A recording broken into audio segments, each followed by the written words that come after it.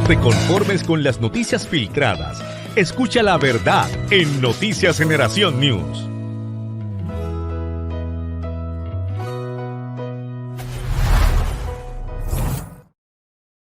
Estamos de regreso otra vez aquí a las noticias, a la luz de la palabra. Bienvenidos a todos los que están conectados. Y vamos a seguir con el tema que estábamos hablando, ¿verdad? De cómo las 4 estrategias del pensamiento liberal para engañar a la iglesia. O sea, ya hablamos de 2 de ellas. Y entonces, la cuarta estrategia es la que le mencioné antes de irme, que es abrazando la secularización. ¿A qué me refiero con esto? Me refiero a que todo este movimiento ideológico de liberalismo, ¿verdad? Que obviamente lo que persiguen fuertemente es que la iglesia pueda abrazar, ¿verdad? Todo lo que tiene que ver con lo secular, ¿verdad? Todo lo que tiene que ver con ese aspecto. Entonces, mientras ellos logren infiltrar eso para poderme crear esa mezcla, ¿verdad? Ellos, pues en cierta medida, van logrando su propósito. Entonces, yo conseguí una información bien interesante que quiero compartir con ustedes.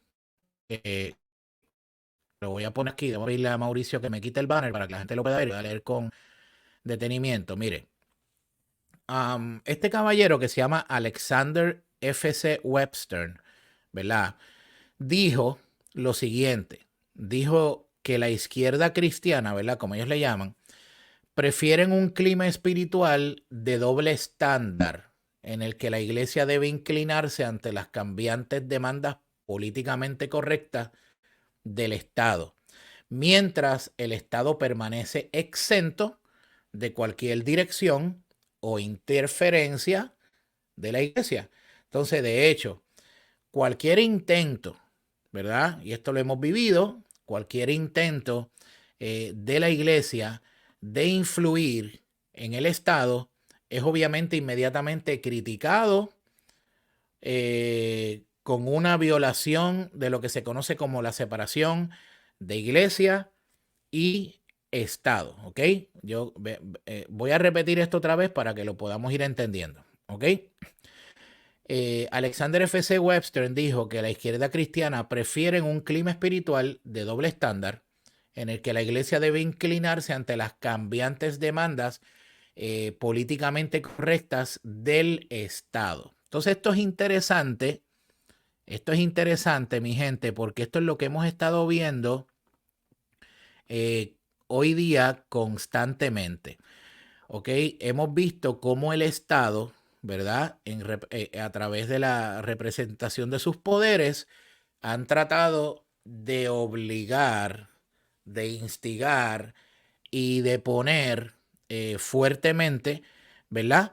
Todo lo que tiene que ver con la agenda que ellos quieren implementar, la que sea en este momento. Ustedes saben que esto es algo que está ocurriendo en todos los países. La cuestión de la ideología de género es algo que lo están impulsando en todos los países. La cuestión de los drag queens lo están impulsando en todos los países. La cuestión, por ejemplo, del aborto, esto es algo que lo están impulsando en todos los países. O sea, esto es constante. Entonces, ellos lo que buscan es que si la iglesia no se inclina a eso, o sea, si la iglesia no se doblega, ¿verdad? Prácticamente es la palabra, ¿verdad? Si la iglesia no se doblega ante ese estándar, ante eso que ellos le llaman políticas políticamente correctas, ¿verdad? Y entonces ellos empiezan a tratar de meter esa presión. Y como dice aquí, como decía, mire, um, esas demandas políticamente correctas, el Estado, mientras el Estado permanece, el Estado quiere imponerlas y quiere obligarlas. Sin embargo, mire lo interesante que dice Alexander F.C. Webster. Él dice, mientras que el Estado, ¿verdad? Permanece exento de cualquier dirección o interferencia de la iglesia. Y esto es interesante porque cuando la iglesia levanta la voz, y esto usted lo ha visto hoy día tras día, cuando la iglesia levanta la voz en contra del Estado, en contra del gobierno, ya sea porque están tratando de implementar una ley, de enmendar otra ley, de implementar la ideología de género en las escuelas, la educación sexual a los niños, todo este tipo de cosas que estamos viendo que son innumerables, el marxismo cultural, la teoría crítica de la raza, todo este tipo de cosas. Cuando la iglesia se levanta a detener esto, ¿verdad? Y a pelear contra esto, ya sea que fue un papá a al school board, ¿verdad? Al board de la escuela, a reclamar esto, ya sea que el papá fue a la escuela, se paró a hablar sobre estas situaciones, siempre el Estado va a empujar hacia atrás a toda persona que representa a la iglesia y que representa obviamente los valores, que representa las enseñanzas bíblicas. Y entonces utilizan mucho la frase, ¿verdad? Que yo dije ahí al final, es la separación de iglesia y Estado, ¿ok? La separación de iglesia y Estado. Ellos empiezan a utilizar eso y entonces, mientras ellos quieran imponerle a la iglesia, no hay separación de iglesia y Estado.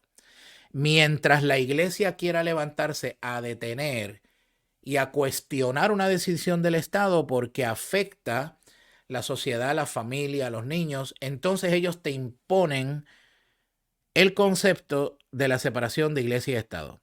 Y esto lo estamos viendo todo el tiempo, ¿ok? Con ese truco, muchas veces la gente se amilana, se asustan, tú sabes, ellos se asustan en ese sentido y no siguen adelante, cogen cierto temor, ¿verdad? Y no podemos amedrentarnos ante eso. Ahora, mire esto que yo le voy a poner aquí. Le voy a pedir aquí a Mauricio que me quite el banner. Mire esto. Este escrito es un escrito, fue escrito en el 2003 por este caballero que profesor de teología de la Universidad de Fordham. ¿Ok? Él se llama Aristóteles Papanicolau. ¿Ok? Y él ofrece un pronóstico. ¿Ok? Esto fue un escrito en la universidad y yo le puse ahí copia del escrito. ¿Ok? Un pronóstico inquietante. Él ofrece en este escrito un pronóstico inquietante de la agenda liberal que estaba por venir. Esto fue en el 2003, ¿ok? Y mire lo que él dice. Yo lo cito exactamente como él lo tiene allí, lo traduje. Dice, en relación a una forma democrática del bien común, la iglesia debe aceptar sus propios límites y reconocer que la meta no es la formación de una comunidad eucarística a través de la persuasión, sino la construcción de una comunidad en la que la diversidad y la multiculturalidad se afirmen y se desarrollen, ¿verdad? Protegidos y en los que deben exigirse el reconocimiento de tal diversidad multiculturalidad si no son aceptados voluntariamente. Mire lo que este caballero dijo en el 2003, que hoy nosotros lo estamos viviendo hoy, ¿ok? Eso nosotros lo estamos viviendo hoy. Es claro y contundente lo que nosotros estamos viviendo hoy. Él dice que en relación a una forma democrática del bien común, este caballero, profesor de teología en la Universidad de Fordham, ¿ok? Dice que en relación a la forma democrática del bien común, la iglesia debe aceptar sus propios límites. O sea, está diciendo o aceptas o te vamos a pasar por encima, ¿verdad? Entonces, sus propios límites y reconocer que la meta no es la formación de una comunidad eucarística a través de la persuasión, sino, ¿ok? O sea, no te queremos persuadir, sino que queremos construir, dice, una construcción de una comunidad en la que la diversidad y la multiculturalidad se afirmen, ¿ok? Y se desarrollen.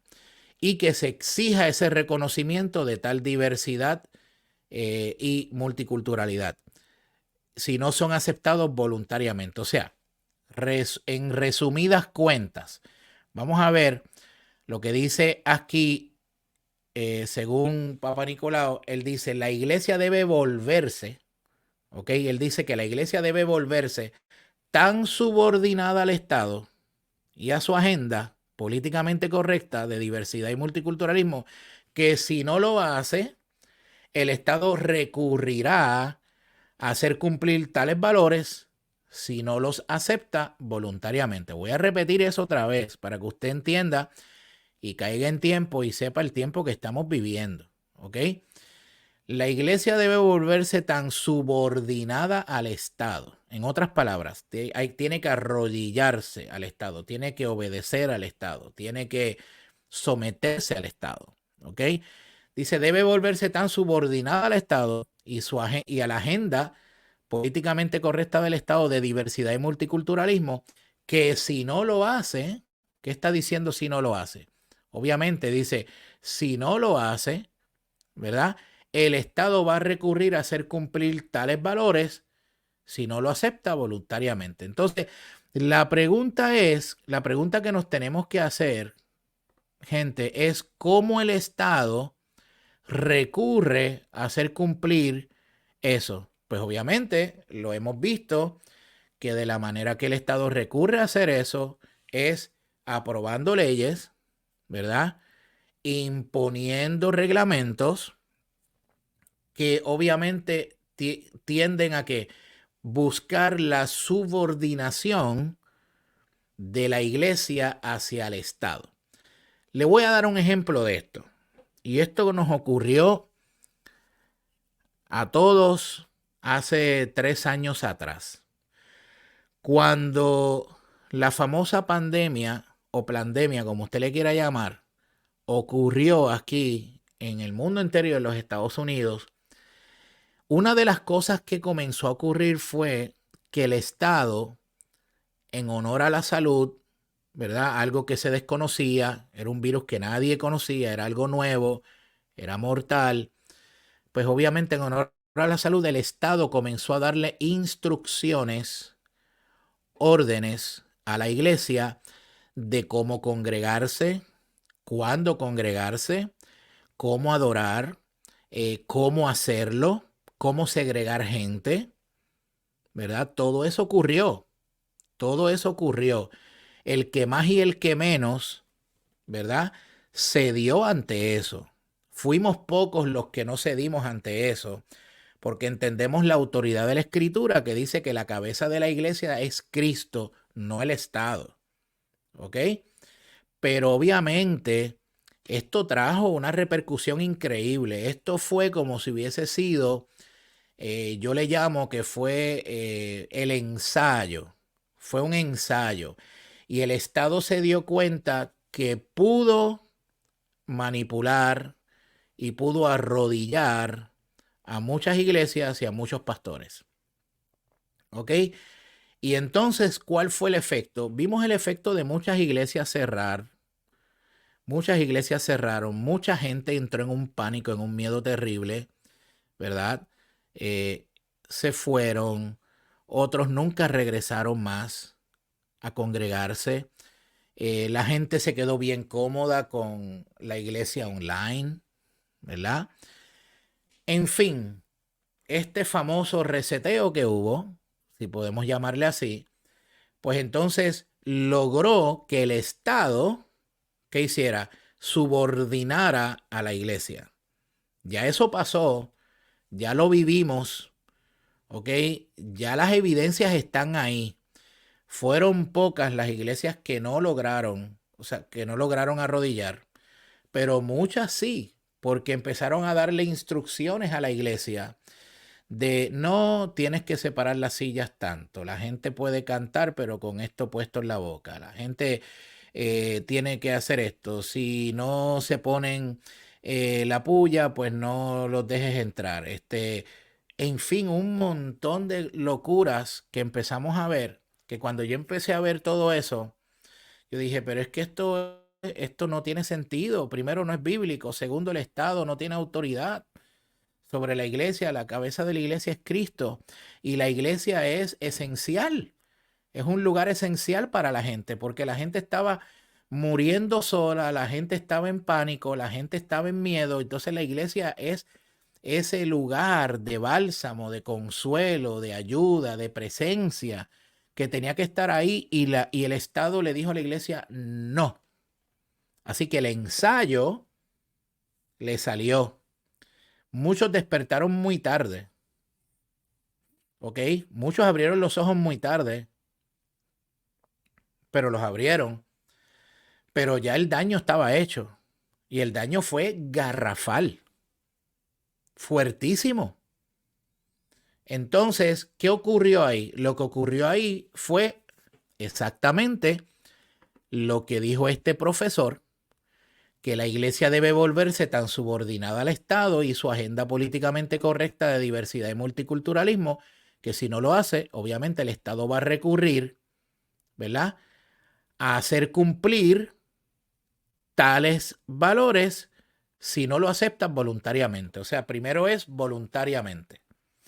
Y si no lo aceptas voluntariamente, te lo voy a imponer.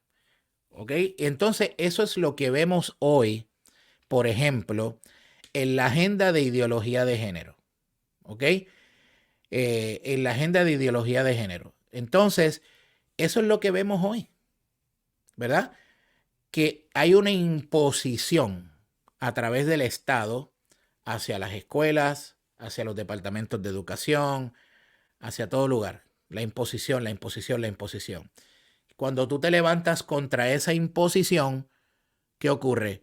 Viene el golpe de vuelta, obviamente el Estado va a venir contra ti con toda la fuerza para que o voluntariamente te sometas, aceptes, abraces, aplaudas y celebres, o sencillamente te lo voy a imponer. ¿Ok? Así que esto lo estamos viendo hoy, mi gente, y esta agenda liberal, impositiva, sigue corriendo con mucha fuerza, muy bien financiada. Logró infiltrar las iglesias tradicionales, como hablé al principio, logró fragmentar y dividir las denominaciones más conocidas en este país y en otros países del mundo. Logró infiltrarse y establecerse, y obviamente el propósito es tratar de debilitar la fe del creyente y de sacar al cristiano, ¿verdad?, de que crea que Cristo es el único camino, la única verdad y la vida, de que Cristo es la cabeza de la iglesia, de que Cristo, en Él, como dice el libro de Colosenses, son todas las cosas, y es por Él y en Él y para Él, no hay nadie más, ¿ok? Cristo fue el que abrió el camino, y entonces eso es lo que persiguen.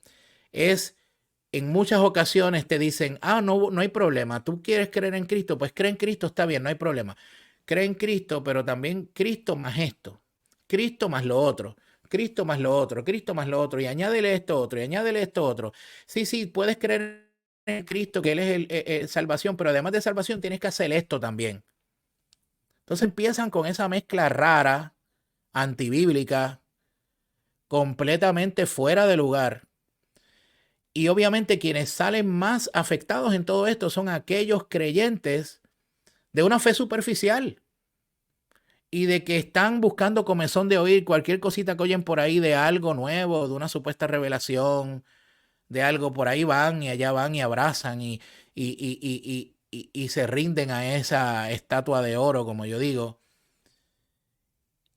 Pero cuando usted ve el fruto, porque yo le voy a decir algo, mi gente, con amor, y le digo con el corazón, y se lo digo con todo amor.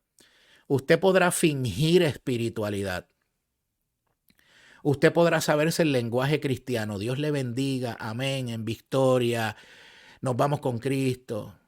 Usted podrá saberse los coritos, las canciones y los himnos. Y usted podrá fingir que su vida espiritual es, olvídate, tremenda.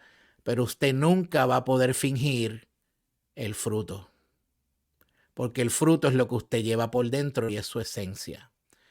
Y si Cristo no es lo que usted lleva adentro, que es la esencia, el fruto en su casa, en su hogar, en su entorno, no es Cristo. En la iglesia todo el mundo es un buen actor. En la congregación. pero es fuera de aquí que realmente tenemos que mostrar el fruto del Espíritu. Y el fruto jamás usted lo va a poder fingir. Usted nunca va a ver un palo de naranjas dando limones.